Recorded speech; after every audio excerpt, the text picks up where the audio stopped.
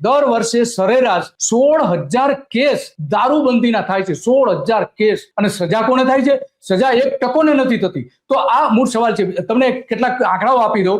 આપણે આંકડાઓ પણ ભેગા કરેલા છે વિધાનસભામાં સત્તાવાર રીતે જે અપાયેલા છે. એમાં 2020-21માં 14,214, 2021-22માં 17,875, 2022-23માં 16,316.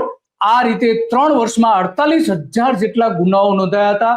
3 વર્ષમાં, જેમાં 28 પોલીસ ઉપરના હુમલાઓ પણ થયા હતા. દારૂના જે બુટલેગરો છે એમણે હુમલાઓ કર્યા હતા. તો 2015 થી 2024 સુધીના 10 વર્ષમાં 1,60,000 જેટલી ફરિયાદો, 10 વર્ષમાં 1,60,000 જેટલી ફરિયાદો થઈ હોઈ શકે છે એવો આના ઉપરથી આપણે અંદાજ મૂકી શકીએ છીએ.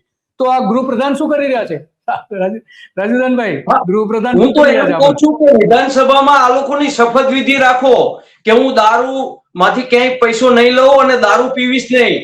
જો આ પ્રકારની એક શપથવિધિ જાહેરમાં કરો અને લોકોને ખબર પડશે કે આ ત્યાં ખોટું બોલ્યા હતા કેટલું. કારણ કે પબ્લિક તો બધું જાણે છે પણ બોલી શકવાની નથી. કારણ કે નેતાઓનું જ રાજ ચાલે છે. આ આઝાદી આપણે કહેવાતી આઝાદી છે. આમાં મને એવું નથી લાગતું કે એ લોકો ધારે એ કરે છે. એ લોકો આપણે અમારા જિલ્લાની જ વાત કરું તો ચોટીલામાં જે સરકારી જમીન ઉપર કબજો હટાવવા જે રીતે કામ થઈ રહ્યું છે